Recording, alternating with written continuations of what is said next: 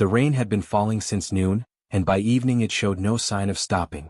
Adam Hale pulled open the door of the small cafe on Creston Street and stepped inside, shaking water off his jacket. The smell of ground coffee and warm bread hit him immediately, and his shoulders dropped about 2 inches. This place did that to him every time. It was nothing fancy. A few wooden tables, soft yellow lighting, an old chalkboard menu on the wall behind the counter, and a woman named Peggy who always remembered that he took his tea without sugar. It was the kind of place that felt like it had been waiting for you specifically. He made his way to the corner table near the window. Table 7. His table, not officially, but everyone who came here regularly knew it was his. He set his bag down, pulled out his notebook and settled in.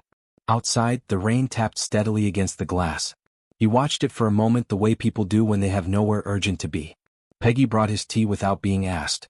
"Nasty one tonight," she said, nodding toward the window. "Worst all week," Adam agreed. She moved off and he opened his notebook.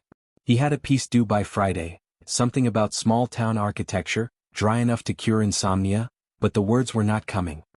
He tapped his pen against the page and stared at nothing in particular. That was when the door opened. The figure that walked in was tall. Very tall. Broad through the shoulders in a way that made the doorframe look modest. He wore a long dark coat that went past his knees, buttoned all the way to the throat, with the collar turned up and a dark scarf wrapped around the lower half of his face. His hands were covered in dark gloves. At first Adam thought nothing of it. It was a cold, wet evening. People dressed for the weather. But then the figure stopped. He stopped right inside the door, barely 3 steps in, and simply stood there. Not looking around the way a new customer does when they are trying to find a seat. He was staring at the chalkboard menu on the wall with an expression that Adam could only describe as completely lost. Not mildly confused the way anyone might be when they are trying to decide between a flat white and a cappuccino. Genuinely deeply lost. Like someone who had been handed a map of a city they had never heard of and been told to find a specific street with no further help. No one moved to assist him. Peggy was in the back. The only other customer, an older man named Bernard who came in every evening to do his crossword, did not even look up. The tall figure continued to stare at the menu. His head tilted very slightly to one side, the way a person does when they are reading something in a language they only half understand. His gloved fingers moved once at his side, a small unconscious gesture, like he was calculating something. Adam watched him for a moment. Then he closed his notebook, pushed back his chair and stood up. He was not entirely sure why he did it. It was not a dramatic decision. It was more like the same instinct that made him hold doors open or pick up things people dropped without thinking about it first. The man looked lost. The fix for that was simple. He walked over slowly, not wanting to startle him, and stopped a few feet to the side. "First time in?" Adam asked. The figure turned. Adam saw the eyes first.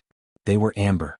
Not brown, not hazel. Amber, like the color of strong tea held up to light, with something deeper moving behind them that Adam could not quite name.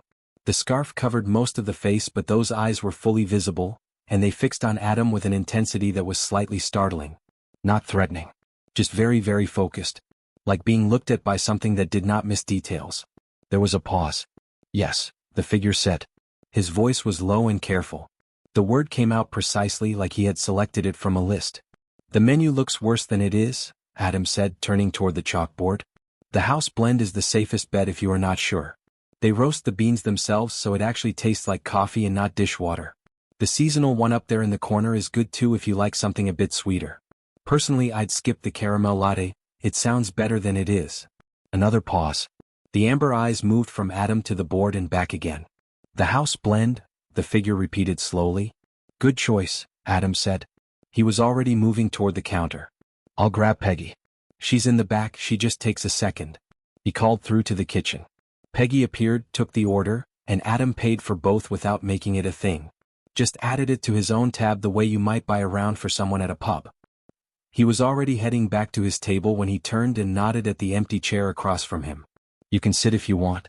It's a miserable night to stand around." The tall figure looked at the chair. Then at Adam. There was something in those amber eyes that Adam could not read, something that moved through them quickly, like a decision being made about something more complicated than whether to accept a seat at a cafe table. Then he sat down. He kept his coat on. His scarf stayed up. His gloves stayed on his hands, which he placed carefully on the table in front of him and then seemed to think better of it and moved to his lap. He sat very straight and very still in the way that some people do when they are in an unfamiliar place and are not yet sure of the rules. Adam opened his notebook again and picked up his pen. He did not pepper the man with questions. He did not make a project out of him. He simply sat across from him the way you sit across from someone you are comfortable with, even if you have only just met. Peggy brought the coffee. The tall figure looked at the cup for a moment before picking it up. He held it with both hands, which given the size of his hands made the cup look like something from a child's tea set. He brought it close and Adam noticed him pause just before drinking. A brief hesitation like someone double-checking something invisible. Then he drank. Whatever he expected, it was apparently not what he got. Something shifted in those amber eyes. Subtle but there. The equivalent of raised eyebrows on a face Adam could not fully see. He said nothing. But he held the cup a little more deliberately after that, like it had earned a different kind of attention. They sat in a not uncomfortable silence for several minutes. The rain continued against the window. Bernard turned a page of his newspaper. Somewhere in the kitchen, Peggy hummed something tuneless. Adam said eventually without looking up from his notebook. Just offering it the way you offer someone a door. Another pause. Soreth, the figure said. Adam nodded once and wrote something down. He did not ask where Soreth was from. He did not ask about the coat or the gloves or the scarf still covering the lower half of his face on an evening warm enough inside that Adam had already pushed his own jacket off his shoulders. He did not ask about the eyes, which were not any color Adam had a good reference for. He just let the man be what he was, whoever that was, and kept writing. At some point Peggy came by and refilled Adam's tea. She gave Soreth a polite smile and asked if the coffee was all right. Soreth looked at her for a moment as though the question required genuine processing, and then said, "Yes. It is good." She smiled again and moved off. Soreth watched her go with an expression Adam could not quite name, something between curiosity and something heavier. Something almost like relief, though Adam could not have said why. When Adam finally packed up his notebook and pulled on his jacket to leave, he pushed back his chair and glanced across the table. "Same time next week," he said. The easy, automatic thing people say when they have had a decent enough evening and mean it loosely and without pressure. He was already pulling on his sleeve when he looked up and caught Soreth's expression. The amber eyes were watching him with something that was very still and very quiet and very difficult to describe. It was not a look Adam had seen on a stranger before. It was the look of someone who had not expected something and was not entirely sure what to do with it now that it had happened. Adam gave a small, easy nod and headed for the door. Behind him, barely audible beneath the rain and the soft noise of the cafe, something inside Soreth's coat gave a single, quiet pulse of light. A signal sent upward. Into the sky. And far above the city, above the clouds, above the dark and the wet and the ordinary evening, something enormous and silent and very patient received it. The following Tuesday it rained again. Adam was already at table 7 when Soreth came through the door. Same long coat. Same dark gloves. Same careful, measured way of moving, like every step was a quiet decision. He paused just inside the entrance the way he had the first time, but this time he was not looking at the menu board. He was looking at Adam. Adam raised his teacup slightly in greeting and went back to his notebook. Soreth sat down across from him without a word. Peggy appeared within a minute, and this time Soreth already knew what he wanted. "House blend." He said it plainly and without hesitation, and Peggy wrote it down and left. A small thing. But Adam noticed it the way he noticed most small things, quietly and without comment. They sat together for almost 2 hours that evening. The conversation was not deep at first. It moved the way most early conversations do, carefully, without pressure, covering surface things. Adam talked about the piece he was working on. Soreth listened in the focused, total way he had, the kind of listening that made you feel like every word was being considered properly before the next one was invited in. He did not fill silences with noise. He did not reach for his phone. He simply sat and listened and occasionally asked a question that was just slightly more precise than the situation seemed to call for. They came back the following week. And the week after that. By the 4th meeting Adam had stopped thinking of it as an unusual arrangement. It had simply become a thing that happened on Tuesday evenings, the same way the rain happened and the crossword man happened and Peggy's tuneless humming happened. Soreth arrived. They sat. They talked. They drank their respective cups and watched the street outside, and somewhere in the middle of it all something that resembled a real and easy friendship had begun to form, though neither of them named it that out loud. It was during the 3rd meeting that the question started to change. They had been talking about nothing in particular. Adam had mentioned helping a neighbor carry grocery bags up 3 flights of stairs the previous weekend, when Soreth went quiet in a specific way. Not the usual comfortable quiet. A thinking quiet. He set his cup down and looked at Adam with those amber eyes and said, in his careful, deliberate way, "Why did you help her?" Adam looked up. "My neighbor? She had 4 bags and bad knees. It would have taken her 20 minutes. But she is not your family," Soreth said. "She has no connection to you that requires you to help." "She's my neighbor," Adam said, as though that settled it. "That is a proximity," Soreth said. "Not an obligation." Adam thought about it for a moment. "I suppose it just felt like the obvious thing to do. Felt worse not to." Soreth said nothing. But he picked his cup back up and looked at it for a long moment in the way he sometimes did when something had landed somewhere inside him and he was deciding what to do with it. He asked again the following week. Different question, same territory. "The first evening," he said, "when you helped me at the menu. You did not know me. You had nothing to gain. That's usually when helping is most worth doing," Adam said. "But it costs you something," Soreth said. "Time. Energy. The money for the coffee." "Not much of any of those," Adam said. "Still," Soreth said, "most creatures do not give without reason." Adam tilted his head slightly. The word creatures sat a little unusually in the sentence, but he let it pass. "Maybe the reason is just that it's a nicer way to live. You help someone, they feel better, you feel better, the evening's a bit warmer than it was. Doesn't need to be more complicated than that." Soreth looked at him for a long moment. "You believe that?" he said. "Not a question. More like something being confirmed." "I do," Adam said simply and turned a page in his notebook. Soreth sat back very slightly in his chair. A barely visible shift. But Adam had started to learn his stillness well enough to notice when something in it changed. It was the following Tuesday, their 4th meeting in 3 weeks, that the wallet moment happened. It was not obviously staged. That was the thing. If Adam had not been a person who paid quiet attention to the world around him, he would have missed it entirely. They had been sitting for about 40 minutes. Soreth shifted in his seat, apparently to adjust his coat, and a slim dark wallet slipped from somewhere at his side and dropped to the floor between their chairs. It landed without much noise. Soreth did not immediately react. He looked slightly the other way toward the window, as though his attention had been caught by something outside. Adam noticed the wallet the moment it hit the floor. He leaned down, picked it up, and held it out across the table without breaking the sentence he was in the middle of. "And the editor wanted me to cut the whole 3rd section, which I thought was the only interesting part. Here, you drop this." Soreth turned from the window and looked at the wallet in Adam's outstretched hand. Adam had not opened it. Had not looked inside it. Had not checked the contents or paused to consider doing so. He had simply picked it up and handed it back the way you hand someone back their pen if it rolls off the table. Soreth took it slowly. His eyes moved from the wallet to Adam's face. Something passed through them, fast and deep and very difficult to read. His hand closed around the wallet and he set it back inside his coat without a word. "Thank you," he said quietly. "No problem," Adam said and went back to talking about the editor. Soreth said very little for the rest of that evening. He listened. He drank his coffee. He watched Adam with those amber eyes in the way he sometimes did when he thought Adam was not particularly paying attention. But even when Adam glanced up and caught him looking, Soreth did not seem embarrassed by it. He simply held the look for a moment and then turned his cup slowly in his hands. When Adam left that evening, Soreth sat alone at the table for a long time after.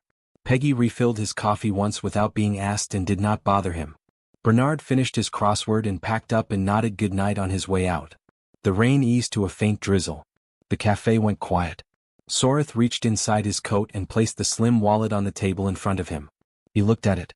Then he reached into a different pocket and removed the small device that Adam had never seen properly. Flat, dark, faintly warm at the edges, with a surface that shifted like oil on water when it caught the light. He looked at it for a moment. Then he pressed 2 fingers to its surface. Far above the city, above the clouds, above everything that Adam Hale knew existed, a ship received the signal. It was not a ship in any sense that human language had a fully comfortable word for. It was vast in the way that mountains are vast, in the way that certain silences are vast. It moved without sound and sat without being seen, cloaked in something that bent light around it the way water bends around a stone. It had been holding its position in high orbit above Earth for 3 weeks now, patient and dark and still. Inside it, in a long room with a curved ceiling and walls that showed the stars outside in perfect detail, 4 officers stood around a raised table and argued in low, tight voices. The eldest of them, a broad figure named Commander Oren, pressed both hands flat on the table and spoke with the controlled quiet of someone who was very concerned and trying not to show how much. 3 weeks, he said. 4 surface visits. No security escort. No controlled environment. No prior species assessment completed. The Emperor made his decision, said a second officer, younger, standing straighter. The Emperor, Oren said carefully, has not spent this much unstructured time on any world in 40 years. And that world was already a registered sovereignty territory with a full diplomatic framework in place.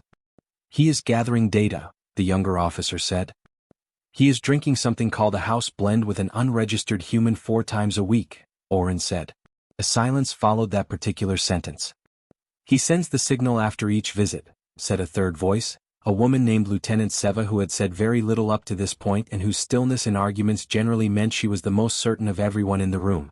He is not in distress. He is not compromised. He is observing. For 3 weeks, Oren said again. Then we wait, Seva said simply. Another silence. Longer this time.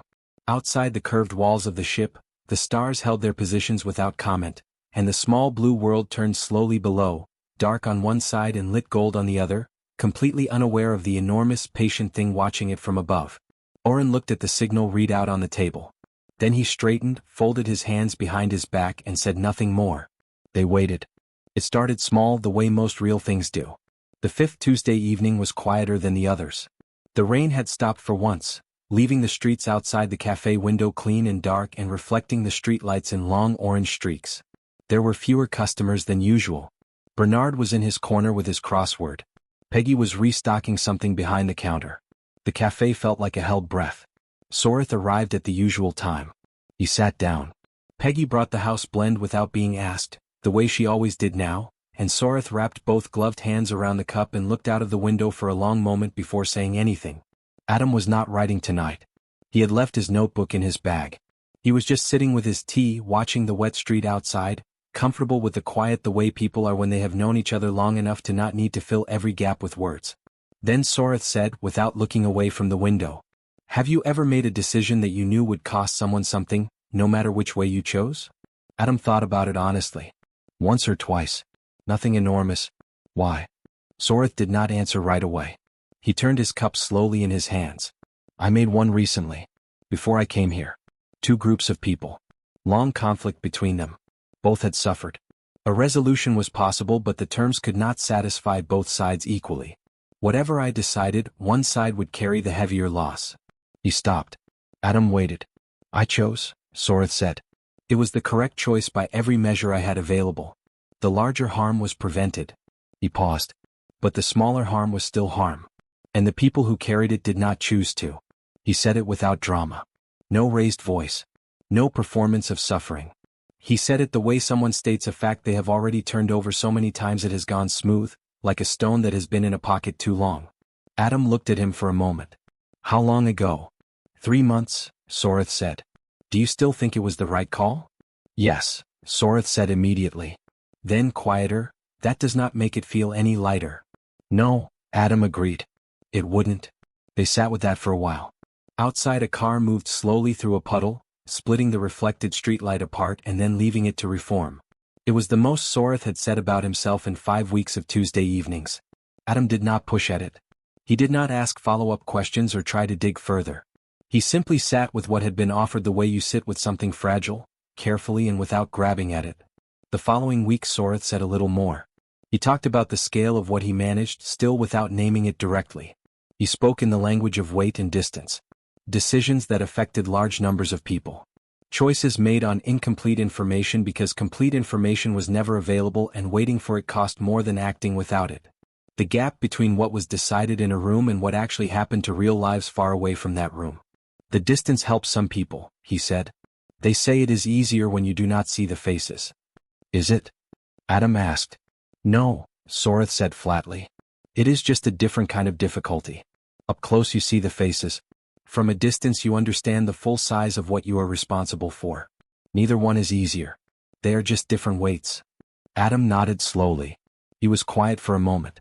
Then he said, You've been doing this a long time. It was not quite a question. Soreth looked at him. A very long time, he said. Alone? Something shifted in those amber eyes. A fast movement, like a door opening and then closing again before you could see what was behind it. There are advisors, officials, people whose role it is to be present. That's not what I asked, Adam said. Not unkindly. Just precisely. Soreth looked down at his cup. Yes, he said after a moment. Alone. Adam did not say he was sorry. He did not offer a solution or a comfort or a piece of advice. He just nodded once, the way you nod when someone has told you something true, and the most respectful thing you can do is simply receive it without dressing it up. They were quiet again. Peggy brought fresh cups without being asked and moved away without interrupting anything. It was on the 7th Tuesday that it happened. The thing that Soreth would carry with him long after he left this small cafe on this small street on this small, unregistered world. He had been talking for almost an hour. More than he had ever talked in any single evening. Not in a rushed or overwhelming way. In the slow, careful way of someone who has not had space to speak honestly in a very long time and is relearning how the words feel in the open air. He spoke about the loneliness of a certain kind of position. Not loneliness in the simple sense of being alone in a room. The deeper kind. The kind that comes from being surrounded at all times by people who need something from you, who watch everything you do, who measure their own safety against your moods and your decisions and your face in a given moment. People who cannot afford to simply be with you because the stakes of being wrong about you are too high. Everyone around me is always watching, he said quietly. Every word, every choice, every expression. He paused. But none of them are watching me. He said it simply. Without self-pity. The way you state a fact you have long since accepted. And Adam, who had been listening with the full and quiet attention he gave to most things, looked up from his tea and said, "The loneliest place in the world is standing somewhere where everyone is watching you but nobody actually sees you." He said it softly. Not as a clever line. Not as something he had prepared. Just as the plain, honest shape of what Soreth had described, reflected back at him in simpler words. Soreth went completely still. Not the polite, controlled stillness he wore like a second coat. Something deeper than that. Something that went all the way down. His hands stopped moving on his cup. His eyes, fixed on Adam, did not blink. The amber in them had gone very quiet, like a light that had stopped flickering and simply held. The silence that followed was different from the comfortable silences they had shared before. This one had weight to it. Texture. The kind of silence that forms around something that has been true for a very long time and has finally, for the first time, been said out loud by someone who was not required to say it. Adam held his gaze and said nothing more. He did not add to it or explain it or soften it. He let it be what it was. Soreth looked at him for a long moment. In 340 years of rule, because that was the truth of it, though Adam did not know it yet, no one had said anything like that to him. Not his advisors, who were careful and precise and excellent at their roles. Not his commanders, who were loyal beyond question. Not the diplomats and the officials and the long procession of faces that had passed through the halls of his authority across the centuries.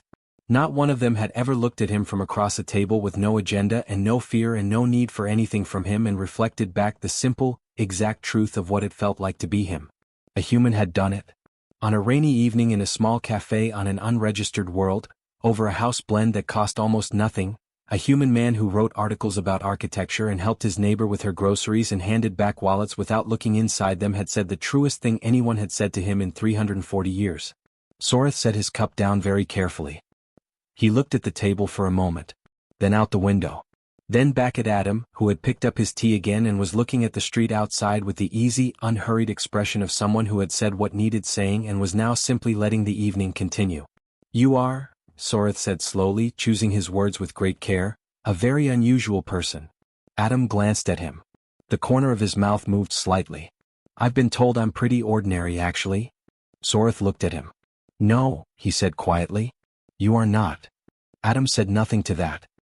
He just smiled a little and looked back out at the clean, wet street, and the warm yellow light of the cafe held them both in its small circle while the rest of the city moved and turned and went on around them, completely unaware of what had just passed between the man at table 7 and the ancient, exhausted ruler of 1,000 worlds sitting across from him. It was a Wednesday, not a Tuesday. That was the first thing Adam noticed. Soreth had never come on a Wednesday before.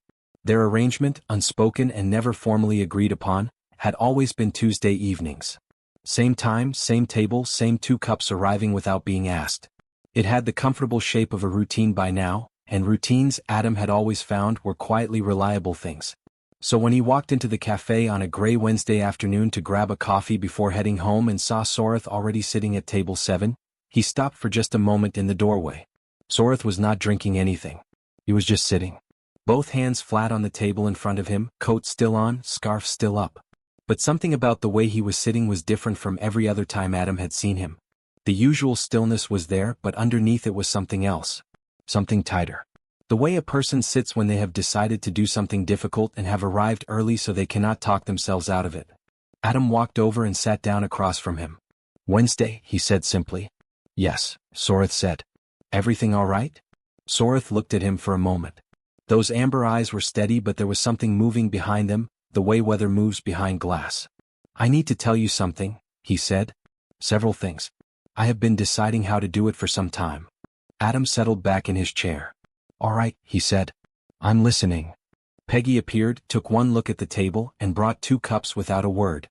She had developed a good instinct for when the table 7 conversations required interruption and when they did not. She left quietly.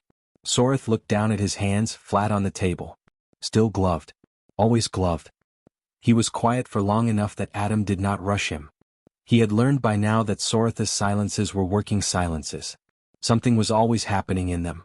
Then Soreth reached into his coat. He brought out the small flat device that Adam had glimpsed once or twice before. Dark surface, slightly warm looking at the edges, the kind of object that did not look like it belonged to any brand or manufacturer Adam could name. Soreth placed it on the table between them and looked at it for a moment. "This changes how I appear," he said carefully. "It adjusts certain things so that I look more familiar to the people around me." He paused. "More human." Adam looked at the device. Then at Soreth. He said nothing. "What I actually look like," Soreth continued in the same quiet and deliberate way he said most things, "is somewhat different." A long beat of silence. "Okay," Adam said. Soreth looked at him. "That is all you want to say?" "I'm waiting to see what comes next," Adam said. Something in Soreth's expression shifted. Not quite a smile. Something quieter than that. He looked down at the device once more. Then he pressed 2 fingers to its surface and the light at its edges faded and went out. The change was not violent or dramatic. It did not happen in a flash or with any sound. It was more like watching something stop pretending. Like a color becoming more fully itself. Soreth straightened in his chair and he was taller, genuinely taller, the kind of tall that the coat and the dim lighting had been softening until now. Along his hands, where the gloves ended at the wrist, scales became visible.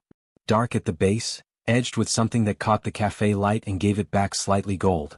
They moved across the backs of his hands and up past his wrists, and where the collar of his coat sat open at the throat they continued, running up the sides of his neck in clean, overlapping lines. Not rough. Not monstrous. Precise and dark and quietly extraordinary. The scarf was still in place, but above it his eyes had changed. They had always been amber, but now the amber was full and unfiltered. A deep gold that held the light the way certain stones do, from the inside rather than the surface. His pupils were different too. Sharper. The eyes of something that had been watching the world from a very long way up for a very long time. He sat at table 7 in a small cafe on Creston Street, and he looked like nothing that had ever walked through that door before in the entire history of the building. Adam looked at him. He looked for a long moment. Took in the scales, the eyes, the way the light sat differently on him now that the device was off. He picked up his coffee cup, found it empty and set it back down.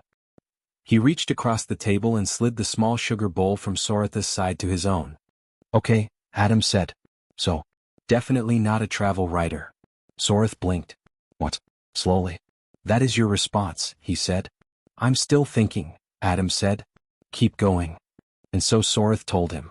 He started at the beginning, which was not a beginning Adam had any frame of reference for. He spoke about the Draconis sovereignty in the measured, careful way that he spoke about everything, but underneath the careful words was something enormous. An empire.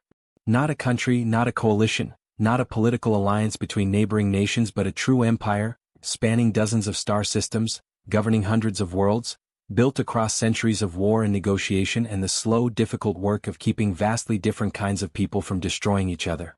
He had ruled it for a very long time. He did not say exactly how long at first. He said centuries and let that word sit on the table between them like the object it was, solid and heavy and requiring a moment to be properly picked up. Adam picked it up. He said nothing. He listened. Soreth told him about Earth. How it appeared in sovereignty records, or rather how it almost did not. A small entry in an exploratory log. A minor, unremarkable planet in an unremarkable system, populated by a young and relatively primitive species. Not dangerous. Not significant. Not worth classification or contact or any formal attention. It had been logged and left alone the way you might note a small stone on a path and then keep walking. But there had been a secondary file. Fragmented data, collected passively over a long period by unmanned survey equipment that drifted through this part of the galaxy on slow, wide routes and picked up information without being directed to look for anything specific. And in that secondary file, buried under atmospheric readings and geological surveys and population movement data, were behavioral observations. Humans helping strangers. Consistently. Repeatedly. Without clear reason. Without apparent benefit to themselves. Giving food to people they did not know. Stopping to help those who had fallen. Returning lost things. Sitting with those who were frightened. Small acts, individually unremarkable, but the data showed them happening constantly, across populations, across generations, in circumstances where there was nothing obvious to be gained from doing them. The analyst who processed the file had flagged it as a possible data error. Soreth had read it personally and had not believed it was an error. He had believed, in the careful and precise way he believed most things, that it needed to be seen directly. Not studied from orbit. Not observed through equipment. See. From a table. In person. So he had come. He had sat at a cafe on a rainy Tuesday evening and within 4 minutes of arriving a human man had walked over without prompting and helped him read a menu and paid for his coffee and asked nothing in return. Adam was very still now. He was looking at Soreth with an expression that was not quite disbelief and not quite shock. Something more thoughtful than either of those. He was turning it over the way he turned most things over, quietly and without rushing. You came to Earth, he said slowly, because of a data file about people being decent to each other. Yes, Soreth said. And you sat in this cafe for 8 weeks to see if it was real. Yes. Adam was quiet for a moment. Outside the window the gray afternoon had deepened toward evening and the streetlights were beginning to come on one by one, their light catching the damp pavement and spreading softly. Is it? Adam asked. Real, I mean. By your measure. Soreth looked at him directly. At the man who had helped a stranger read a menu. Who had handed back a wallet without opening it. Who had listened for weeks without asking for anything. Who had said the truest thing anyone had said to him in centuries and had not even known he was doing it. Yes, Soreth said quietly. It is real. Adam nodded slowly. He looked down at the table for a moment.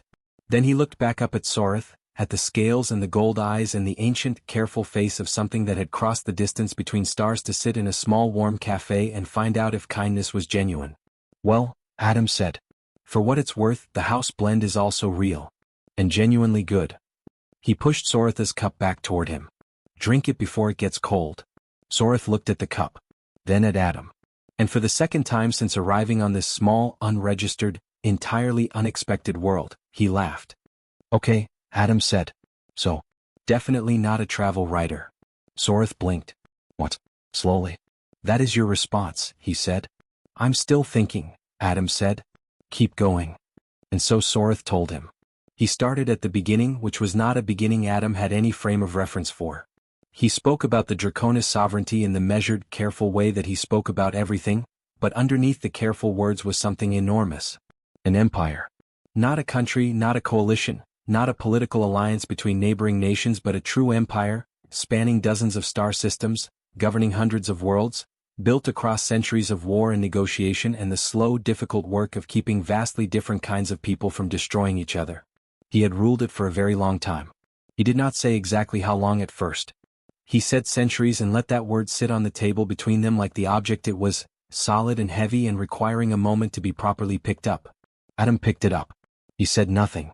He listened. Soreth told him about Earth. How it appeared in sovereignty records, or rather how it almost did not. A small entry in an exploratory log. A minor, unremarkable planet in an unremarkable system, populated by a young and relatively primitive species. Not dangerous. Not significant. Not worth classification or contact or any formal attention. It had been logged and left alone the way you might note a small stone on a path and then keep walking. But there had been a secondary file. Fragmented data, collected passively over a long period by unmanned survey equipment that drifted through this part of the galaxy on slow, wide routes and picked up information without being directed to look for anything specific. And in that secondary file, buried under atmospheric readings and geological surveys and population movement data, were behavioral observations. Humans helping strangers. Consistently. Repeatedly. Without clear reason. without apparent benefit to themselves. Giving food to people they did not know. Stopping to help those who had fallen. Returning lost things. Sitting with those who were frightened.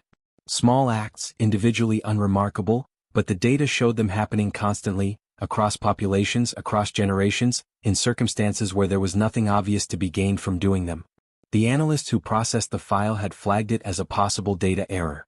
Soreth had read it personally and had not believed it was an error.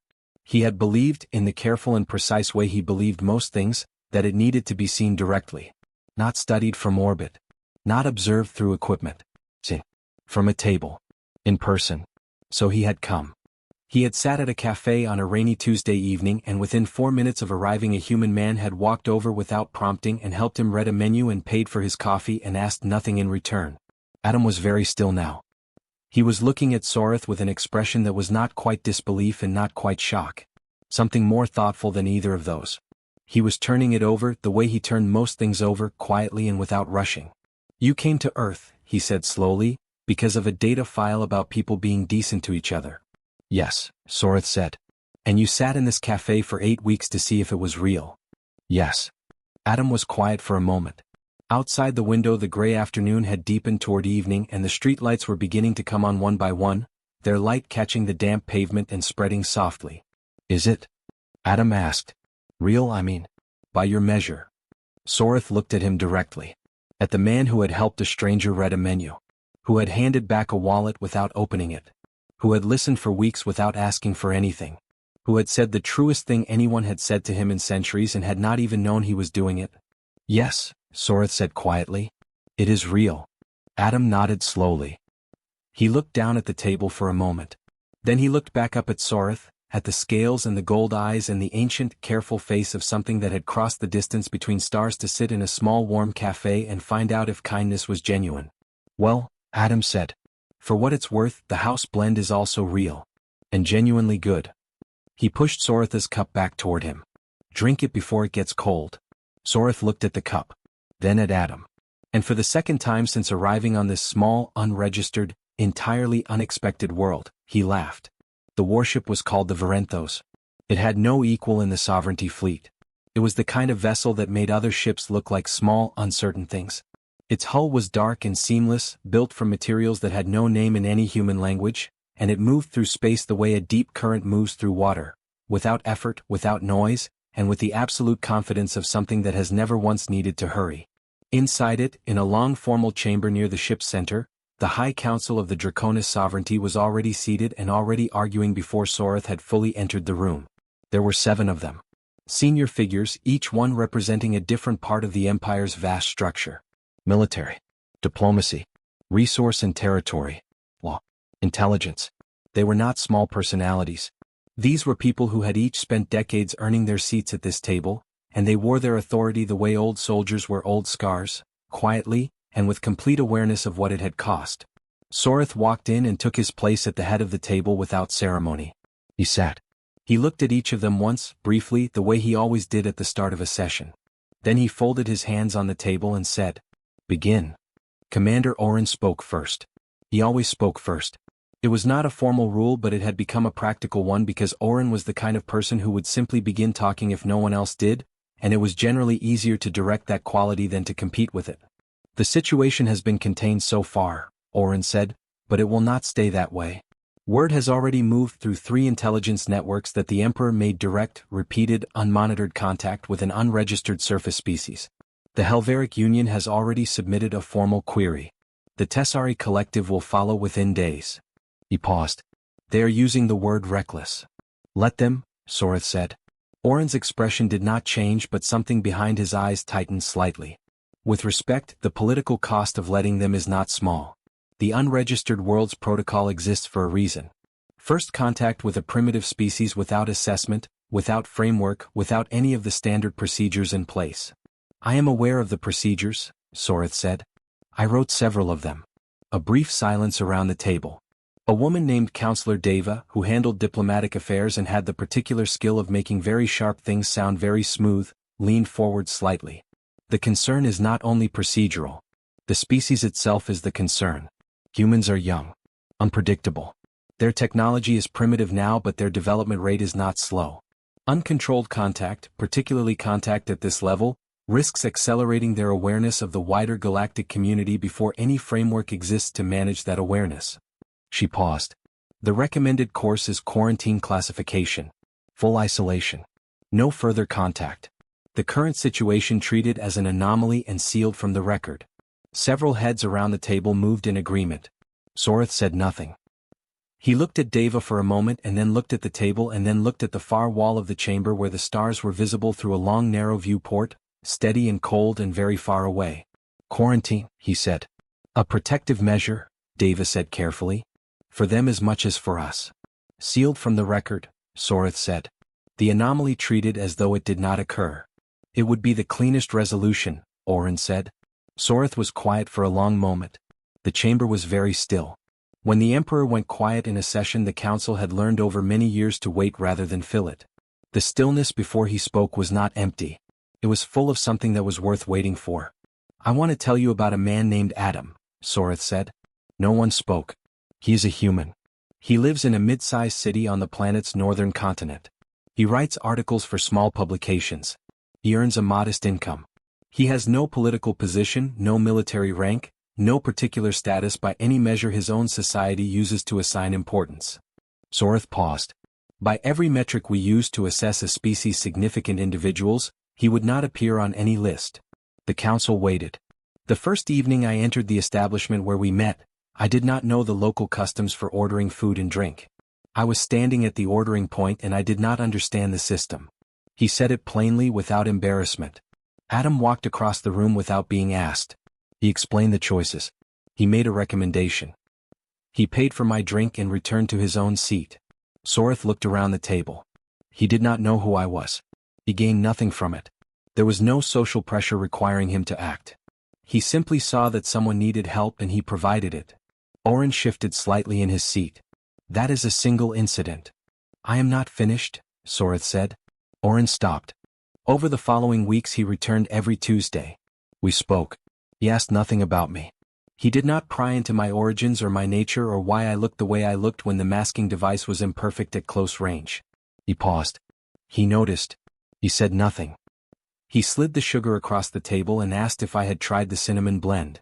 A small silence. On the fourth visit I tested him. I allowed my wallet to drop near his chair. He retrieved it immediately and handed it back without opening it or examining its contents. Soreth looked at the table. I have conducted formal trust assessments on sovereignty officials that were less clear in their result. The chamber was very quiet now. He listened, Soreth continued. For weeks he listened to things I have not said aloud in a very long time. Not because it was his role. Not because he was required to. Because he was simply present and he was the kind of person who listens when someone needs to be heard. He paused. He said something to me that no advisor, no counselor, no official in 340 years of rule has ever said. He reflected back the exact truth of a specific kind of loneliness that I had carried for longer than most species currently represented in this room have existed. No one moved.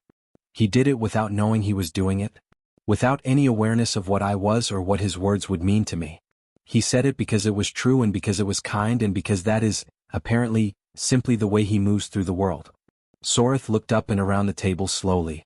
At each face in turn. You want to quarantine the world that produced him, he said. You want to seal it from the record.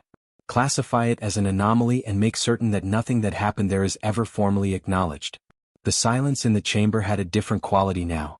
It was not the silence of people waiting to speak. It was the silence of people who were reconsidering something. Counselor Deva spoke carefully. The concerns about development rate and uncontrolled contact are still valid. I know they are valid, Soreth said. I am not dismissing the concerns. I am telling you that they do not lead where you think they lead. He leaned forward slightly. A species that produces people like Adam Hale is not a species we should be afraid of accelerating. It is a species we should be very careful not to damage. He paused. Quarantine does not protect them. It removes our responsibility to protect them. There is a difference. Another silence. Longer this time. Oren looked at the table. His expression had changed. It was not agreement exactly.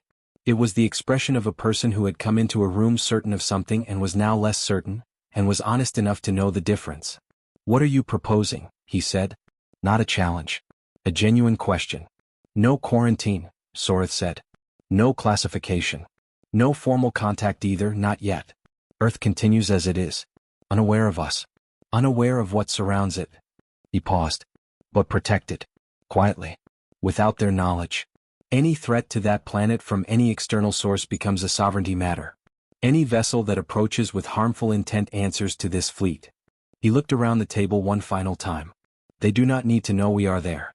They just need to be safe while they become whatever they are going to become. He settled back in his chair. And given what they have already shown me, I expect that will be worth watching. The vote, when it came, was not unanimous. But it was clear. Earth would not be quarantined. The Varenthos adjusted its position in high orbit that same evening, settling into a new configuration. Wider range. Better coverage. Patient and dark and silent above the clouds. Below, in a small cafe on Creston Street, Adam Hale sat at table 7 with an empty seat across from him, drinking his tea, writing in his notebook, completely unaware that the fate of his entire world had just been decided in a room full of ancient and powerful beings who had weighed everything humanity was against one Tuesday evening and found it more than enough. 4 months passed. Adam did not hear from Soreth at all during that time. No message, no visit, no sign of any kind. Tuesday evenings came and went and table 7 had only 1 cup on it. Peggy stopped bringing 2 after the 3rd week without comment, the way good people quietly adjust to things without making them into moments. Adam told himself it was fine. He was not the kind of person who required explanation from others. People came and went. Lives moved in directions that had nothing to do with the people they left behind.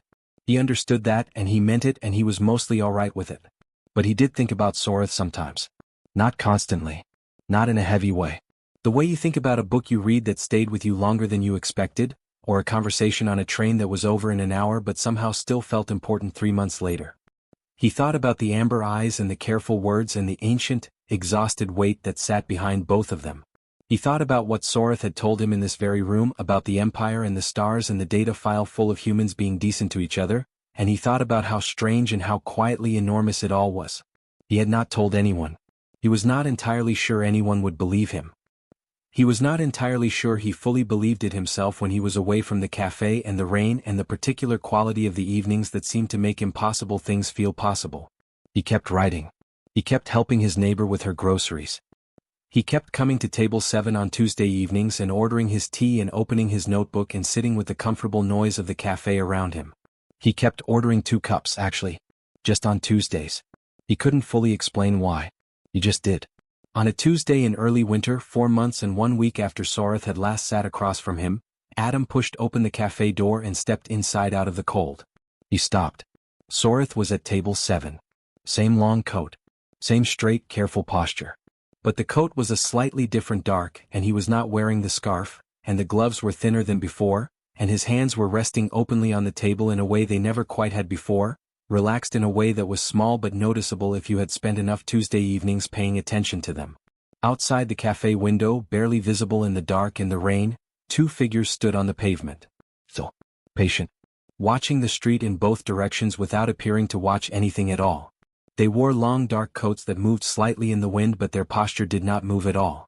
Adam registered them in his peripheral vision and understood immediately what they were without needing to name it. He walked to the table and sat down. Soreth looked at him. The amber eyes were warm in a way that was different from before. Still deep, still carrying the weight of everything he was, but something in them had settled. Like a sea after weather. Still large. Still serious. But no longer in the middle of the storm. You came back, Adam said. I said I would, Soreth said. Adam looked at him for a moment. You didn't actually. I said same time next week. You never answered. Something at the corner of Soreth's mouth moved. I am answering now. Peggy appeared. She looked at Soreth, then at Adam, then back at Soreth, and her expression did the small, quiet thing it did when something was none of her business and she intended to keep it that way. She brought 2 house blends and a tea and left without a word. The owner of the cafe, a tired and decent man named George who mostly stayed in the back office, did not appear at all. Things had a way of quietly normalizing around Soreth when he chose to let them. Adam wrapped his hands around his tea. Outside the rain was steady and the street was dark and the streetlights made long gold shapes on the wet pavement. Are you all right? Adam asked. Simply. The way he always asked it. Yes, Soreth said. And then after a moment, better than I was. Adam nodded. He did not ask where he had been or what had happened in the months between.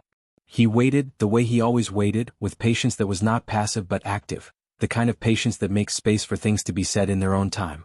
Soreth looked at the table for a moment. Then he looked up. Decisions were made, he said. After I left. There were people who wanted to respond to what happened here in a way that would have been harmful. To this place. To the people in it.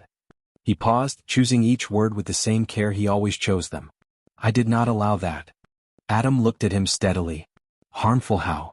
In the way that powerful things are harmful when they are afraid of something they do not understand, Soreth said. Isolation. Containment. Removing the possibility of any future. The weight of that settled over the table quietly. Adam was still for a moment. He looked at his tea.